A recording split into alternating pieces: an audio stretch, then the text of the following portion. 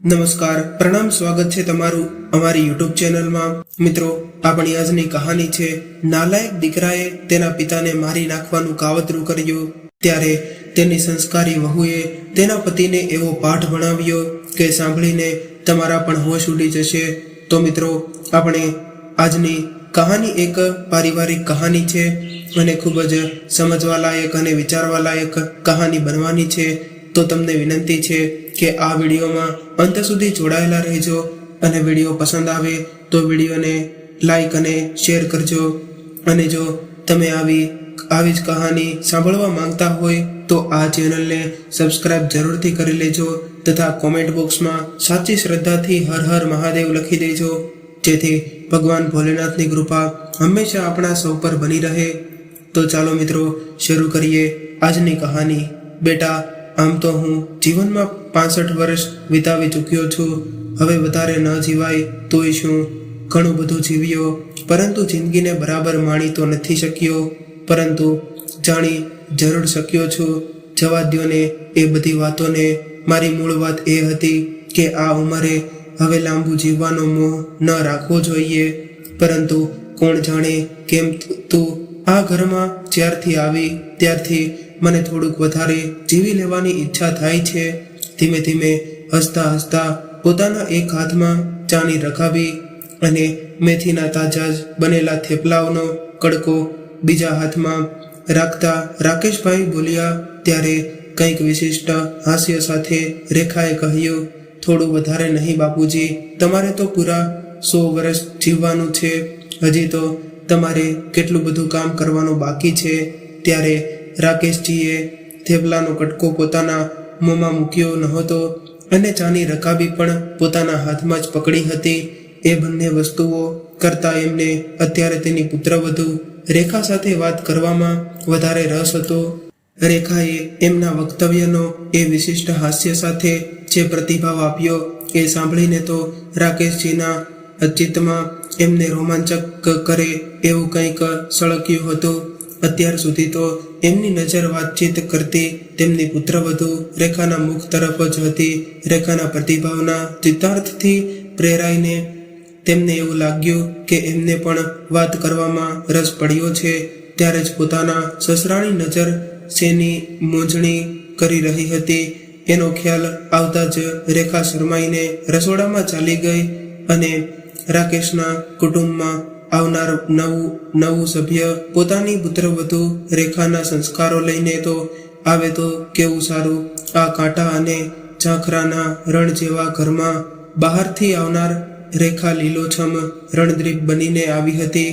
એના દ્વારા જ ઘરની શૃંખાને સંવેદનહીન હવાને સંસ્કાર અને મમતાની શીતળ લહેરોથી બદલી નાખે એવી વધુ એક વ્યક્તિના આગમનો અણસાર રાકેશને સંભળાવા લાગ્યો હતો। ઉતાવળ ના કરશો, બીજું થેપલું લાવું છું, હજી બીજી ચા પણ છે, રેખા રસોડામાંથી જ બોલી। ત્યારે રાકેશાનું મન હર્ષથી પુલકિત થઈ ગયું અને રેખાના હાવભાવ પરથી જ તેમણે પોતે કરેલું નિદાન સાચું હોવાનું અનુમાન રાકેશે કરી લીધું હતું। રેખાને પુત્રવધુના રૂપમાં એ ઘરમાં આવ્યાને 3જું વર્ષ ચાલતું હતું। એ પહેલા તો આખી જિંદગી ઉપેક્ષા અને કઠણાઈઓને વેઠતા રાકેશે જીવન પ્રત્યેનો મોહ ગુમાવી દીધો હતો। જાદુ જીવવાની હવે તેમને જરાય અસંભા નહોતી અને વિદાય વેળા આવે એ પહેલા એમના એક દીકરાના લગ્નની જવાબદારી પતી જાય તો સારું, એટલી જ ચિંતા સાથે એમણે દિવસો પસાર કર્યા હતા। દીકરાનું લગ્ન થઈ જાય એ નિરાત અનુભવવા લાગ્યા હતા। કેવી નિરાત, સુખ શાંતિથી જીવવાની ના રે ના, એ નિરાત તો મૃત્યુની પ્રતીક્ષાની હતી અને જલ્દી ઉપડી જવાની એમણે માનસિક તૈયારી પણ કરી લીધી હતી। એટલે જ તેમને કોઈ બીમારી આવી જાય તો પણ દવા કે ડૉક્ટરની પળો જળમાં એ પડવા નહોતા માંગતા। હવે દવા ડૉક્ટરની શું જરૂર છે? આ દુનિયા છોડીને જ્યાં જવું છે ત્યાં જવાના માર્ગમાં દવાને ડૉક્ટરનો અવરોધ શા માટે? માંદગી તો મને રસ્તો દેખાડીને ઠેઠ પહોંચાડવામાં આવે છે, તેની મદદને તો મારે ઉત્સ્કૃત થઈને આવકારવી જોઈએ। રાકેશે આવું મનથી મક્કમ વલણ બનાવી લીધું હતું, કેવા કેવા અનુભવો કર્યા. તેથી જિંદગીમાં અનુભવોની હારમાળાનો તાજો જ અનુભવ જાણે તેમના નિર્ધારમાં વધુ બળ પૂરી પાડી ગયો હતો. બાપુજી, મને તમે મોટેથી ખાંસી ખાતા રહો છો, એ અમારી ઊંઘ બગાડો છો. ડૉક્ટરને ત્યાં જઈ આવતા હો તો એટલુંય નથી ચાલતું તમારાથી. બહાર જતા રાકેશે ટકોર કરી. રાકેશની ખાંસી ઉધરસ વધી ગઈ હતી અને દીકરા તરીકે માંદા બાપને ડૉક્ટર પાસે લઈ જવાની પોતાની ફરજ હોવી જોઈએ એવી નિસ્બતો તો એ ટકોરમાં ક્યારેય અંશ પણ નહોતો દેખાતો. રેખાએ તેની નોંધ લીધી હતી અને રેખાને રાકેશજીનું આવું વર્તન બિલકુલ ગમ્યું ન હતું. પરંતુ એ કંઈ બોલે એ પહેલાં તો તેના પિતાની ઉધરસ પ્રત્યે પોતાની ચીડ દેખાવીને એ બહાર નીકળી ગયો હતો. હા ભાઈ, શું કરું? આવું તો હવે થવાનું જ છે ને. ઘડપણ છે, હવે જલ્દી અંત આવી જશે. પછી તમારે નિરાંતેને આજનું રાતથી હું બહાર પરસાળમાં ખાટલો નાખી દઈશ, એટલે તમને અડચણ નહીં પડે. તમે બહારનું બંધ કરી દેજો. જતા રાકેશજીના કાનને પોતાના આવા જવાબથી જાણે રાકેશને સાત્વતના મળી હોય એવું લાગ્યું. બાપુજી, તમારે પળસારમાં નથી સૂવાનું. ખુલ્લી પળસારમાં તો ઠંડી હવા લાગે છે એટલે તબિયત વધારે બગડે. તમે જ્યાં સૂવો છો ત્યાં ઘરમાં જ સૂવાનું રાખજો. એ તો કહ્યા કરે. એ પોતે તો ખાસ્તા ન કરો બોલાવે છે. એનું કંઈ નહીં. એના અવાજથી આપણી ઊંઘ નથી બગડતી. રાકેશ કરેલા ઉજરડા પણ જાણે મલમ લગાડીતી હોય એવી લાગણીથી રેખા હસતા બોલી. રાકેશજીના પિતા પ્રત્યેના નિર્મળ વર્તનથી તેના સંવેદનશીલ મનને પણ પીડા થઈ હતી. આપણે સાંજે ડૉક્ટરને ત્યાં જઈ આવીશું ને તમારાથી ચલાય એવું ન હોય તો હું ડૉક્ટરને ઘરે બોલાવી લઈશ. ના બેટા, એવું કંઈ કરવું નથી. હવે આવું બધું તો ચાલ્યા જ કરવાનું છે. એમાં વળી દવાને ડૉક્ટરને એ ના, એવું નહીં ચાલે. તમારે જલ્દી સાજા થઈ જવાનું છે. તમે સાજા થઈ જાઓ એટલે આપણે સૌરાષ્ટ્રના પ્રવાસે જવાનું છે અને તમારે ગિરનાર પણ ચડવાનો છે. રમૂજીનો ભાવ ચાલુ રાખતા રેખાએ કહ્યું, તોય રેખા જબરી મશ્કરી કરે છે.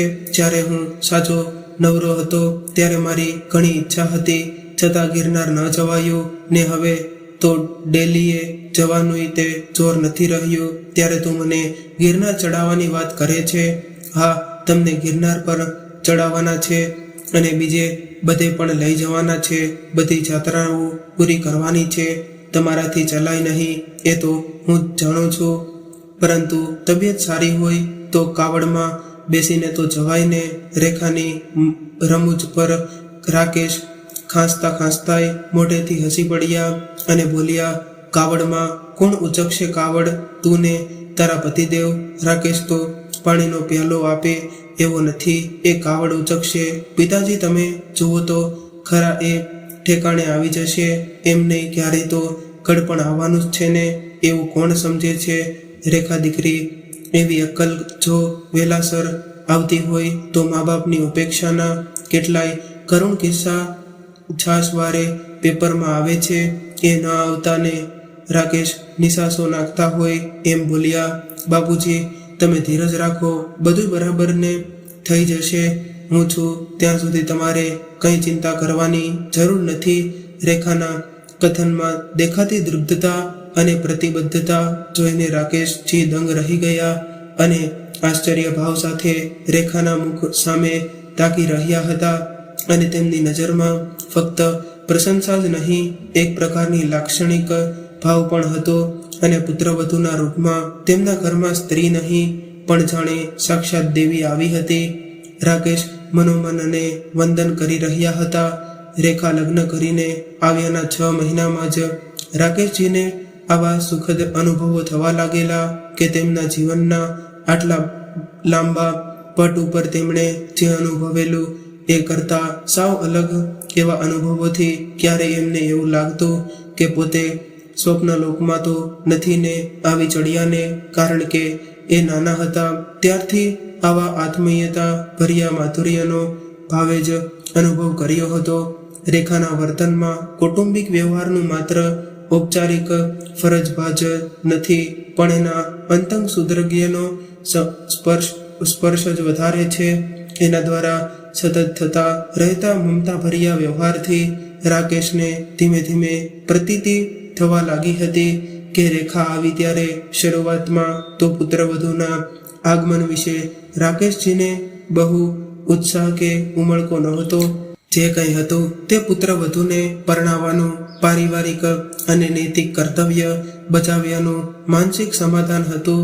ઘરના સાવ નજીકમાં ને લોહીની સગાઈ ધરાવવું તો એમની માન મર્યાદા નહોતા રાખતા. તો આ તો બહારથી આવેલી વ્યક્તિ અને તે પાછી દીકરાની વહુ, 2 ટકની થાળી મળે તોય ઘણું. શરૂમાં તો શિવલાલનું આવું અવિશ્વાસ ભર્યું, દૂધના દાજેલા જેવું અને સાવચેતી ભર્યું વલણ હતું. પુત્રવધુઓ એટલે દીકરાને એના મા બાપ પાસેથી છીનવી લેનારી બહારથી આવેલી લૂંટાણીઓ એવું મંદિરના બાકડે સાથે બેસતા એના મિત્ર મંગળાભાઈએ જણાવેલું. રાકેશજીના પિતાશ્રી દુર્વાસાના અવતાર હતા અને કુંભાર ટીપીને માટલું ઘડતો હોય એમે ધોલ ઠપકાડીને રાકેશની ખબર લેતા હતા. અને માં જોકે સ્વભાવે ગરીબ બળી હતી, પણ જહાલ સ્વામી સામે તે અસહાય હતી. પતિને માન્ય ન હોય એવું કંઈ કરવાનું સાહસ એમનામાં નહોતું. એને રાકેશની માયા હતી, પણ ક્રોધી અને વૃક્ષ પતિના ગ્રંથથી એ ઘણું ખરું અવ્યક્ત જ રહેતી. એ ગુજરી ગઈ ત્યારે રાકેશ 14 વર્ષના હતા. હાઈસ્કૂલનું શિક્ષણ પૂરું કરી એ પહેલા એમના પિતા પણ મૃત્યુ પામ્યા. પછી ભણતર મૂકીને એમને શાંતિલાલ શેઠની પેઢીમાં એમણે સામાન્ય નોકરી કરવા માંડી અને નવરાશ મળે ત્યારે શિખાઉ તરીકે જામિયત રામની સાથે કર્મકાંડની વિધિઓમાં પણ જતા. અને આમ સરળ સ્વભાવના ને ખંતીલા હોવાથી તેમને બધે સારો આવકાર મળતો. એમનું ગાડું ગબડતું રહેતું અને લગ્નની ઉંમર થતાં તેમની મમ્મીની ભલામણથી તેમના લગ્ન પણ થઈ ગયા. આમ તો એમની પત્ની પણ સામાન્ય પરિવારમાંથી જ આવી હતી, છતાં તેમની ગુરુતાર ગ્રંથિ મોટા લોકોની કન્યાને પણ ટપી જાય એવી હતી. અને અહંકારીને નખટ માયાવતીને સિદ્ધાધારા અને રાકેશ નમાલા જેવા લાગતા. અને એની અપેક્ષાઓ સામે રાકેશનો પન્નો તૂટી પડતો. એટલે તક મળે કે તરત જ તેને ઘણું ખરું સંભળાવી દે. સામાન્ય બાબતમાં પણ તક ઊભી કરીને તે રાકેશને પરેશાન કરવાનું ચૂકતી નહીં. મિત્રો, રાકેશનો સંસાર આવો હતો. પત્ની તરફથી થતી પજવણી સરસ અને ઢીલા સ્વભાવના રાકેશ કડક કઠણ થઈને સહન કરી લેતા. પરંતુ લગ્ન કરવાની કુબુદ્ધિ તેમને શું કામ થશે એવો પ્રશ્ન તો એમને કાયમ માટે સતાવતો રહ્યો. માયાવતીને તો વાંજિયા મહેણનું ટાળવું પૂરતી જ રાકેશની ગરજ હોય એમ ઘરમાં રાકેશનું ઘોડિયું બંધાતાની સાથે જ માયાવતીની માયા જાણે પરાકાષ્ઠાએ પહોંચી ગઈ હતી. હવે તો રાકેશ તેને સાવ તુચ્છ લાગવા માંડ્યા હતા. મિત્રો, રાકેશજીનું નસીબ તો જુઓ. તેમનો દીકરો રમેશ પણ તેમની મા પર ગયો હતો ત્યારે તો કસાય મોજ શોખ વગરનો અને ગધા મજૂરી વાળું જીવન જીવીને રાકેશજીએ ઉછેરવાની જવાબદારી નિભાવી. પરંતુ બાપ દીકરા વચ્ચેનો સંબંધ એકમાર્ગી વાહન વ્યવહાર જેવો જ રહ્યો. એની તમામ જરૂરિયાતો માટે રમેશ તેની માને જ કહેતો અને તેની માના હુકુમથી રાકેશ રમેશની બધી સગવડ સાચવતા અને અપડેટ રહેવાના શોખીન રમેશને ધોતિયું જબ્બો ટોપી પહેરવાને ઓછું ભણેલા સીધા સાદા બાપનું વ્યક્તિત્વ જરાય ગમ્યું નહીં. માં એને વ્યવસ્થિત અને હોશિયાર લાગતી અને બાપ ગમાર જેવો. જોકે ભણવામાં કંઈક ઠીક હોવાથી રમેશ સારી રીતે બીકોમ થઈ ગયો હતો અને નસીબ જોકે એને સારી નોકરી પણ મળી ગઈ હતી. પરંતુ સારી નોકરી મળતા જ એના અહમનો પણ ઝડપથી વિકાસ થવા લાગ્યો હતો. માની જેમ પોતાના બાપને ઉતારી પાડવામાં એને કોઈ મર્યાદા ન નડી હતી. રમેશને નોકરી મળીને થોડા સમયમાં જ તેની માતા માયાવતી ઝેરી મેલેરિયાનો ભોગ બની અને ગુજરી ગઈ. રમેશની નોકરી સારી હોવાથી તેનું લગ્ન જલ્દી ગોઠવાઈ ગયું અને ત્યાં સુધી તો રમેશે જ રસોઈથી માંડી ઘરકામની અન્ય જવાબદારી પણ સંભાળી હતી. પરંતુ તેના દીકરાએ કદી પોતાના બાપને મદદ કરવાની ગરજ દેખાડી નહીં અને આમ કડવા ઘૂંટડા પીતા પીતા જ રાકેશ 65 વર્ષ વટાવી ચૂક્યા હતા. 65 વર્ષની ઉંમર કંઈક બધું મોટી તો ન કહેવાય, પરંતુ બધા જ પ્રકારની પ્રતિકૂળતાઓએ એમને 65 વર્ષની વયે પણ 75ના હોય તેવા દેખાડતા કરી દીધા હતા. લગ્નની બાબતમાં એમણે જે પણ રસ લીધો તે પણ જાણે એક ઔપચારિકતા પતાવતા હોય એમ જ કોઈ પણ પ્રકારના અંતગ્રસ વગર જીવનના સંઘર્ષમય અને ઉપેક્ષાભર્યા અનુભવોએ તેમના મનમાં એટલી હદે કડવાશ ભરી દીધી હતી કે ઘરમાં પુત્રવધુ આવતા અત્યાર સુધી થયેલા અનુભવો કરતાં કોઈ જુદો અનુભવ થશે એવી આશા તેમના મનમાં જન્મી જ ન હતી. અને પુત્રવધુ તો એમના પતિને જ અનુસરશે અને એકના બદલે ઘરમાં ફરી 2 વ્યક્તિઓની મુનસફી વેઠવી પડશે. એ દશેશર રાકેશના લગ્નની વાત શરૂ થઈ ત્યારથી જ તેમના મનમાં ઘરની કરી ગઈ હતી કે પુત્રવધુના આગમન પછી પણ 6-1 મહિના સુધી તો તેમણે ઘરમાં પોતે બહારની વ્યક્તિ હોય એવી અલિપ્તતાના ભાવ સાથે જ વિતાવ્યા હશે. વિશેષ કશી નસીબ રાખ્યા વગર સમય કાઢવા માંડેલો ત્યારે રેખાના શુદ્ધ વર્તન વિશેષ પણ એમનું એક ચોક્કસ અનુમાન હતું. વહુ ઘરમાં નવી હોય ત્યાં સુધી સાચવીને વર્તે, પણ સમય જતાં એ રીઢી થાય એટલે પોતાનું અસલ સ્વરૂપ પ્રકાશે. રેખાની સલુકાઈને પણ રાકેશે રીતે મૂંઝાયેલતા હતા, પણ સમય રહેતો રહ્યો ને તેના દીકરાના લગ્નને 1 વર્ષ થયું તો પણ રેખા એવી જ માયા મમતા દેખાવતી રહી અને ઉલટું રાકેશ અનુભવવા લાગ્યા કે રેખાની એમના પ્રત્યેની લાગણીમાં ઓટ આવવાના બદલે એમાં ઉત્તરોત્તર વધારો થતો જતો હતો કે જાણે એમણે અત્યાર સુધી વેઠેલો લાગણી અને હૂંફની ખાદ પૂરવા જ એ આવી હોય. પણ બાપ પ્રત્યે રેખા આટલો બધો ભાવ દેખાડે એ રાકેશને નહોતું ગમતું. ક્યારેક ખાનગીમાં એ મુદ્દે બંને વચ્ચે ચકમાણ પણ ઝરતી. હવે એ તો પીળું પાન છે, ગમે ત્યારે ખરી જશે, તું એમની ચિંતા ન કર. નવી કૂપળ કૂટવાળી નહીં છે એનો વિચાર કર.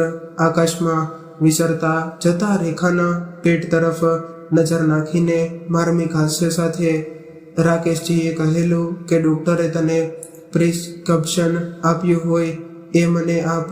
હું આવતી વખતે તારી દવાઓ લઈને આવીશ અને સમયાંતરે ગાયનેકોલોજિસ્ટની મુલાકાત લેતી રહેજે. જરૂર હોય તો હું પણ સાથે આવીશ. લ્યો આ પ્રિસ્ક્રિપ્શન. એ પણ દવા બાકી ન રહેવી જોઈએ. રેખાએ ભાર દઈને કહ્યું, આ તો તારી દવાઓનું પ્રિસ્ક્રિપ્શન નથી લાગતું. કાગળ પર નજર નાખતા પોતાનું મોઢું બગાડીને રાકેશ બોલ્યો કે ના, મારે હાલ કોઈ દવાની જરૂર નથી, પણ બાપુજીની તબિયત પાણી બગડી ગઈ છે. હું તેમને ડૉક્ટરને બતાવી આવું છું. તેમણે દવાઓ લખી આપી છે, ભૂલ્યા વગર લઈ આવજો. તમારે તો તેમના તરફ કંઈ ધ્યાન આપવું જ નથી. આવો તો તે કંઈ દીકરો હોય, યાદ રાખજો. ફૂટતી કૂપળમાંથી થયેલું લીલું પાંદડું પણ તમારા પગલે ચાલીને ભવિષ્યમાં પીડા પડનાર આ પાનનો એવો જ ઉપહાસ રહેશે અને ઘરના વાતાવરણમાંથી મળેલા સંસ્કાર એનો ભાગ ભજવ્યા વગર રહેશે નહીં. ચેતવણી આપતી હોય એમ ગંભીર ચહેરે રેખાએ રાકેશ તરફ આંગળી ચીંધીને એને જ પીડા થનાર પાનની ઉપમા આપતા કહ્યું, એ બહુ દૂરના ભવિષ્યની વાત છે. બાળકને કેળવણીનું આપવું હાથમાં હોય છે અને હું મારા આવનાર બાળકને પ્રતિભાશાળી વ્યક્તિત્વવાળો બનાવીશ અને તારા સસરા જેવો લણધરવર માણસ નહીં. તું જોજે ને તું આ ઘરમાં દયાની દેવી બનીને આવી છે તો કર્યો કર.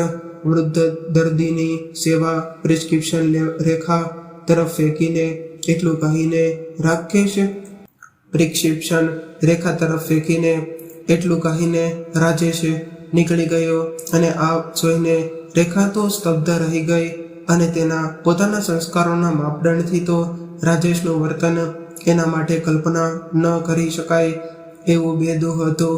અને આ જોઈને રેખાની આંખમાંથી આંસુ સરી પડ્યા અને સગા અસહાય બાપ પ્રત્યે આટલી નિરુષ્ટતા જોઈને જાણે રેખાને પ્રચંડ આઘાત લાગ્યો હોય એમ તે ઘડીભર સુનમુન થઈ ગઈ અને પોતાના પિયરમાં આવી કઠોરતાની હાજરી એણે કદી જોઈ નહોતી. બાળપણથી જ એ જાણતી આવી હતી કે કુટુંબના બધા જ માણસો સદાય ભેદભાવ વગર પરસ્પર લાગણી અને આદરથી વર્તતા. એ નાની હતી ત્યારે કુટુંબમાં દાદા દાદી પણ હતા. એ વૃદ્ધ અને અશક્ત હતા પણ પરિવારમાં એમનું મહત્વ જરાય ઓછું આંકવામાં આવતું ન હતું. ઘરમાં નાના બાળકથી લઈને વડીલ સુધી કોઈની પણ ઉપેક્ષા તો થતી જ નહીં અને સુમેળ સદાવ અને સ્નેહની આબોહવા ઘરના વાતાવરણને સદાય આરામદાયક રાખતી અને પેઢીઓથી ચાલતી આવેલી સંસ્કારિતાની આવી ભરી પાટીમાં ઉછરેલી રેખાને રાજેશનું વલણ અભદ્ર અને અસહ્ય લાગે. એ સ્વભાવ જ હતો રાજેશના. વ્યવહારથી આવા માણસ સાથે પોતાની જિંદગી જોડાય એનો વસણવો પણ હવે એને થવા લાગ્યો હતો. મનમાં કંઈક ભય પણ ઊભો થયો કે ભવિષ્યમાં કોઈ કારણે હું અસમક્ષ બની જાઉં તો આ માણસ મારી સાથે કેવો વ્યવહાર કરશે. રેખા શ્યામ અને પગે સહેજ ખોડવાળી હતી તેથી જ મારે MA સુધીનું શિક્ષણ હોવા છતાં આવા ઘરમાં આવવું પડ્યું. રાજેશનું ઘર તો સરખામણીમાં સાવ સામાન્ય જ હતું. ઘર સરખા મોભાનું નહોતું. એનું એના પિયરમાં બધાને દુઃખ તો હતું જ પણ છોકરીની સારી નોકરીમાં જ એમને સંતોષ હતો. એના રિઝલ્ટની વાટ જોયા વગર દીકરીને પરણાવી દીધી. એમનો વાક દીકરી કુંવારી ન રહી જાય એની ચિંતામાં આવેલી તકબા બાપુજી ગુમાવવા નહોતા માંગતા ને એમની ચિંતા દૂર કરવા હું પણ ઉત્સુકતા હતી. એમને મારા તરફની ઉપાધિમાંથી મુક્ત કરીને એ નિરાત અનુભવતા થાય એવી ભાવનાથી પ્રેરાઈને જ મેં પણ આ કહી દીધી હતી. નહીં તો મારે તો લેક્ચરર થવું હતું. BAમાં તો સારી ટકાવારી સાથે ફર્સ્ટ ક્લાસ થઈ ગઈ હતી ને MAમાં પણ એવું જ સારું પરિણામ આવવાની ખાતરી હતી. પણ શું થાય, કિસ્મત માણસને ક્યારની સાથ લઈ જાય છે. રેખાને તે દિવસે પહેલી જ વાર હતાશા ઘેરી ગઈ અને રેખાની સારી સેવા અને ડાયટ્રી ઉપચારની રાકેશ થોડા દિવસમાં સાજા થઈ ગયા અને દવા અને ડૉક્ટરની સારવાર કરતા રેખાની લાગણીનો ઉપચાર અને વધારે કારગર નીવડ્યો એ વિશે રાકેશને જરાય શંકા નહોતી. રેખા નાની નાની બાબતોમાં પણ એમની કાળજીપૂર્વક સંભાળ લેતી. સસરા નહીં પણ પોતાના પિતા જ હોય એમ રાકેશ પ્રત્યે આત્મીયતા દેખાવતી રહેતી. એમ એની મનોવૈજ્ઞાનિક અસર જ રાકેશ માટે રામબાણ ઈલાજ બની ગઈ હતી. નહીં તો જીવવાની ઈચ્છા ગુમાવી બેઠેલા અને નિષ્કૃષ્ટ પુત્રના આશ્ચર્ય પડેલા રાકેશ રેખા ના હોત તો માંદગીને જ સ્વજન ગણીને એની સાથે જ ચાલી નીકળ્યા હોત. બાપુજી, હવે આપણે પ્રવાસની તૈયારી કરીએ. મને પણ થોડું ફરી આવવાનું મન થયું છે. હમણાં જવાનું એવું છે, પછી નહીં નીકળાય. રાકેશ સાજા થયા પછી એક દિવસ એમની સાથે હિંચકા પર સાથે બેસતા રેખાએ શરમાતા સૂચન કર્યું. ત્યારે રાકેશ હસ્યા એટલે રેખા તરત જ બોલી, હમણાં તમારી તબિયત સારી છે ને? હવામાન પણ અનુકૂળ છે માટે કહું છું. તમે શું સમજ્યો એવું કહીને રાકેશ ફરી હસ્યા ને તરત જ મુખ પર ગંભીરતા લાવીને બોલ્યા, તમે બે જઈ આવો ને વચમાં મારા જેવા ગરડા માણસની શું જરૂર છે? હું અહીં આરામ કરીશ. પડોશી સારા છે, એ મારું ધ્યાન રાખશે. તમારે મારી કઈ ચિંતા કરવાની જરૂર નથી. પિતાજી, એવું ના બોલો. તમને લઈને જ જવાનું છે, નહીં તો મારે નથી જવાનું. લાડમાં છણકો કરતા રેખા બોલી, સારું ભલે, ચાલો જઈએ. બાકી મારે વળી આ ઉંમરે ને તું સમજતી નથી બેટા. રાજેશને તમારી સાથે મારી હાજરી નહીં ગમે. કંઈક અસ્વસ્થતાના ભાવ સાથે રાકેશે પોતાનો નિખાલસ પ્રતિભાવ આપ્યો. ના કેમ ગમે? બાપને સાથે લઈ જવામાં ના ન આવે બેટા. આજ સુધી તો એવું જબદિયું આવ્યું છે ને કે મને બાપ તરીકે ઓળખવામાં પણ એને શરમ આવે છે. ક્યારેક એણે મારી પાસે ઊભા રહીને બેસીને સરખી રીતે કોઈ વાત કરી છે? ગામડિયા જેવા દેખાતા બાપને પ્રવાસમાં સાથે લેવાની વાત જ એને વીજળીનો કરંટ લાગ્યા જેવી લાગશે. જોકે એ શું કહેશે છે કે ના પાડશે તો બીજો કોઈ રસ્તો કાઢીશું, પણ તમને મારે પ્રવાસ તો કરાવવાનો જ છે. રેખાના સ્વરમાં દૃઢતા જોઈને રાકેશને આમ તો ઘણા આનંદ થયો, પણ સાથે એટલી જ બેચેની પણ થઈ. પોતાના કારણે પતિ પત્ની વચ્ચે તિરાડ પડે એવું એ નહોતા ઈચ્છતા. રેખા પ્રત્યે એમના મનમાં બાપને દીકરી વચ્ચે હોય એવી મમતા જન્મી ચૂકી હતી.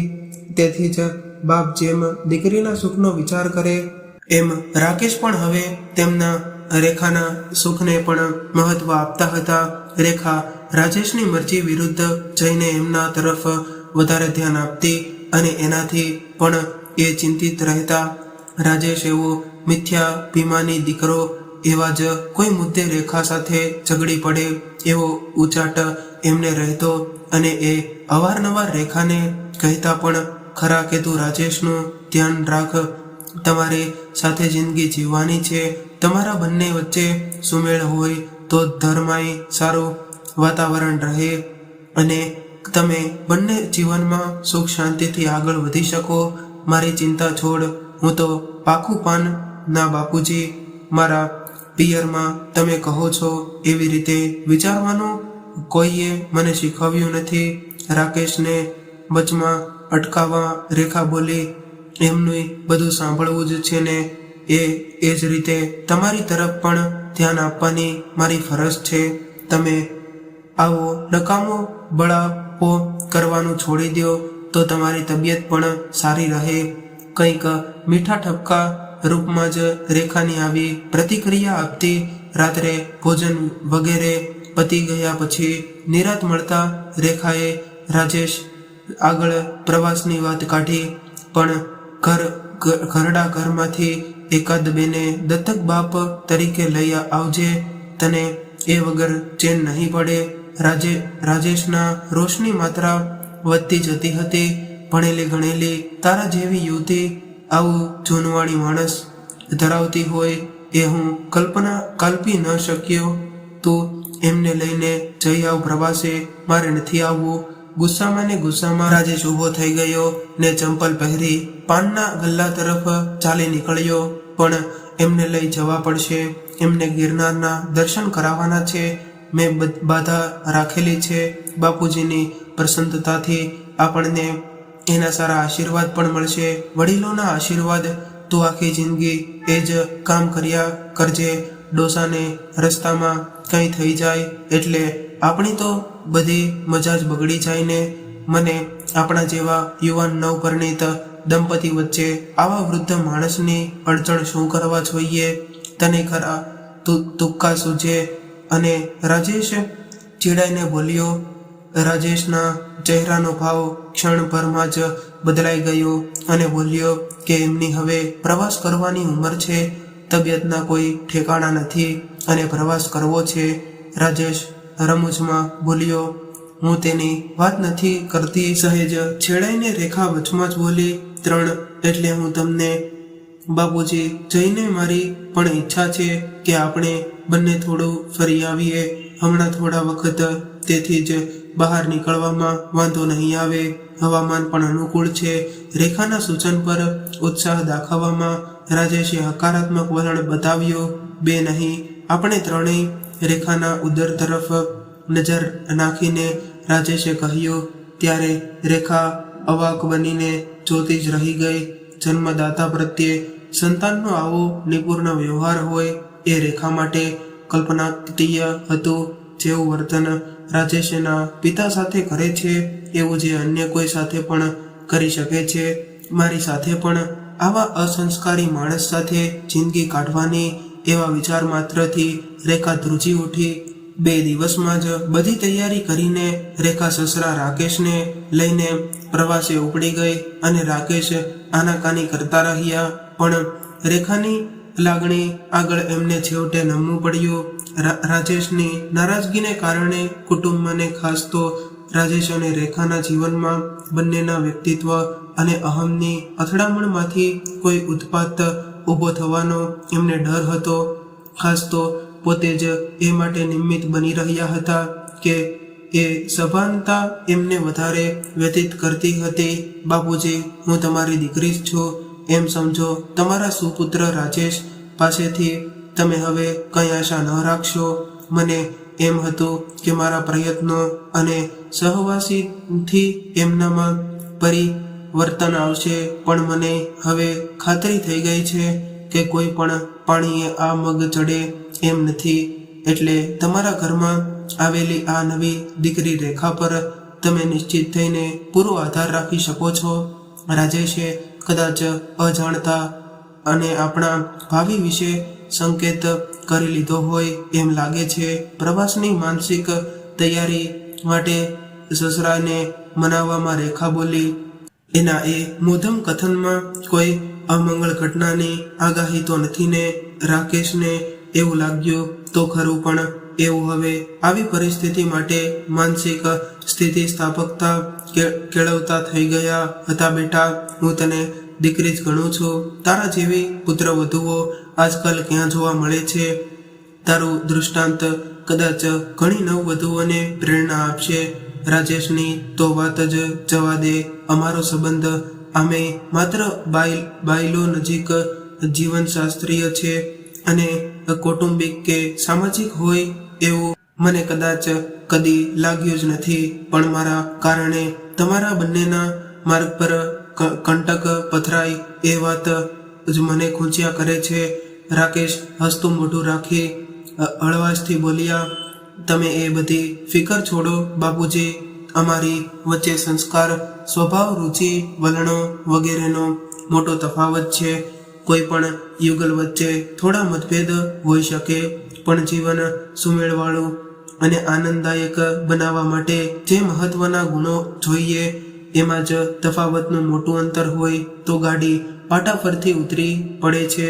એમાં તમારા નિમિત્ત હોવાની કોઈ ભૂમિકા જ નથી.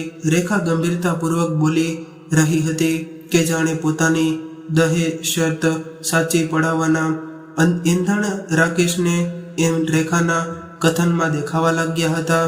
હરી ઈચ્છા એ મનોમન બોલ્યા. પ્રવાસમાં રેખાએ રાકેશજીના એ કાળજી લીધી કે તે મમત્વ દાખવ્યું કે એ રાકેશજીની કલ્પના બહારનું હતું.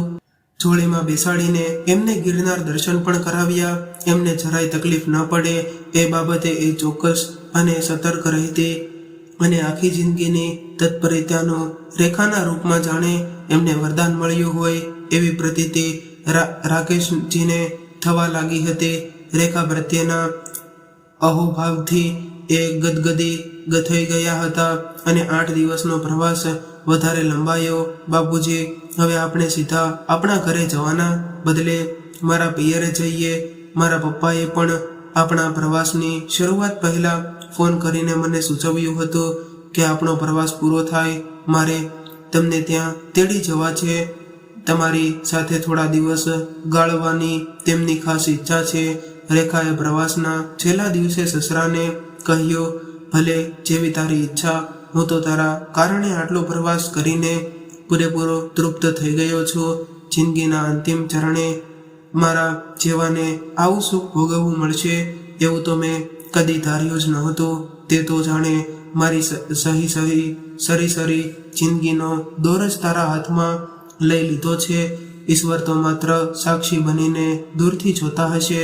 કૃતજ્ઞતાના ભાવ સાથે રાકેશ બોલ્યા કે હું તો દીકરીના પરિવર્તિત થયેલી પુત્રવધૂને પામીને ધન્ય થઈ ગયો.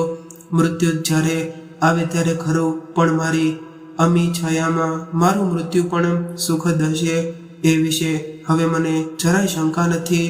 ભાવાવેશથી ભીની થયેલી આંખો લૂંછતા રાકેશજી બોલ્યા, એક સૂચન કરો દીકરી, છાપામાં મારી મરણ નોંધ છપાવે તો દુઃખદ અવસાન નહીં પણ સુખદ અવસાન એવું જાહેરાતમાં મથાળું લખાવજે. રાકેશની રમૂજ પર બંને એક સાથે જ મોટેથી હસી પડ્યા. રાકેશજીની મરણાસન્ન થયેલી વિનોદ મૂર્તિ પુનર્જીવિત પામી રહી હતી અને એ જોઈને રેખાને આનંદ થયો. પોતાની માવજતની સાર્થકતાનો એ સંતોષ હતો અને રાકેશ વેવાણને મળીને ખુશ થઈ ગયા. માયાવતી અને રાજેશ દ્વારા થતી રહેલી ઉપેક્ષાની રાકેશમાં એક પ્રકારની લઘુતા ગ્રંથિ બંધાઈ રહી હતી અને એ કારણે એ ઘણો સંકોચ અને ક્ષોભ અનુભવતા હતા. પરંતુ રેખાના પિયરમાં એમને જે નિખાલસતા, સહૃદયતા અને સરળતા અને સહજ વ્યવહાર જોવા મળ્યા એનાથી એમનામાં પણ જાણે નવો આત્મવિશ્વાસ પ્રગટવા લાગ્યો અને રાકેશ ધીમે ધીમે મોકળાશ અનુભવવા લાગ્યા હતા. પ્રવાસ પૂરો થવાનો હતો. એ દિવસે રેખાને રાકેશ ઘરે પાછા કર્યા નહીં. એટલે બીજા દિવસે રાજેશે ફોન કર્યો.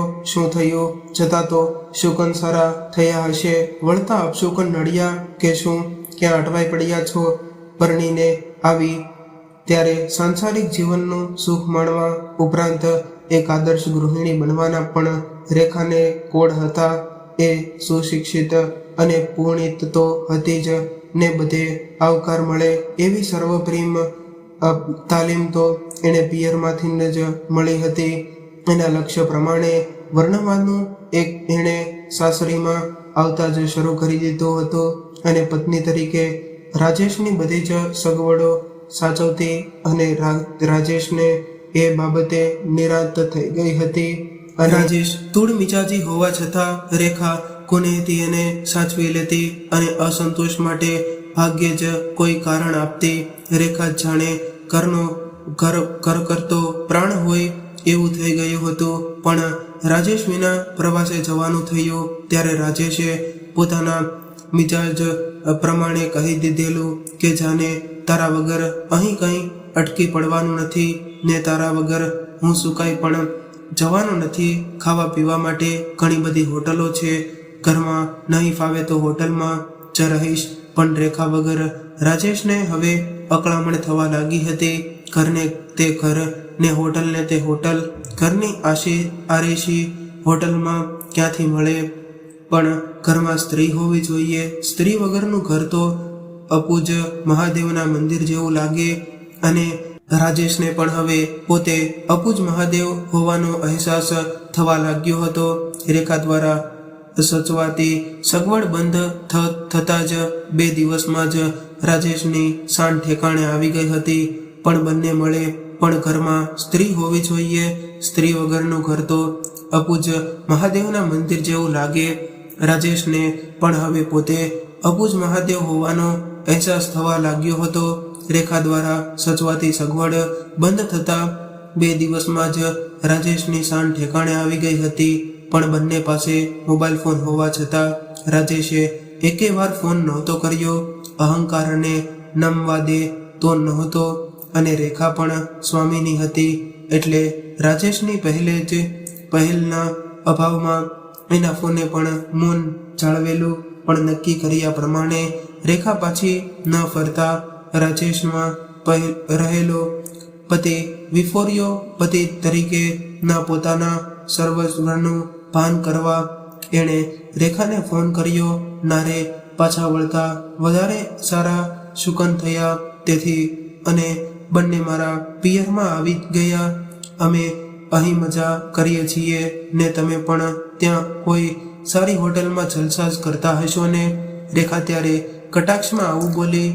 મારી ગેરહાજરી ચાલતી નહીં જ હોય. જો રેખા, હું તને કહી દઉં છું કે મારી સાથે સીધી વાત કર. રાજેશ ગરમ થઈને બોલ્યો. પતિ પ્રત્યે મારી કઈ ફરજ ખરી કે નહીં? અઠવાડિયાની મેં તને છૂટ આપી હતી, એટલે તું પ્રવાસ પૂરો થતા તારે તરત ઘરે પાછા ફરવું જોઈએ ને. મને પૂછ્યા વગર બારોબાર તારે ત્યાં જવાની શું જરૂર હતી? તારું આવું બેદરકાર વર્તન મને જરાય પરવડે તેમ નથી, સમજી? બેજવાબદાર વર્તન. તારા પિતાશ્રી પ્રત્યે તારી જે ફરજ હોવી જોઈએ એ મેં મારા માથે લઈ લીધી. એ બેજવાબદાર વર્તન. રેખાના સ્વરમાં પણ થોડી રોશની છાંટ આવી ગઈ. એ બધું ડહાપણ મારી સામે રહેવા દે. તું આજે ઘરે આવી જા. રાજેશે પતિ તરીકેના હુકુમના એક્કાનો ઉપયોગ કરતા રેખાને કહ્યું. અને ન આવવું હોય તો?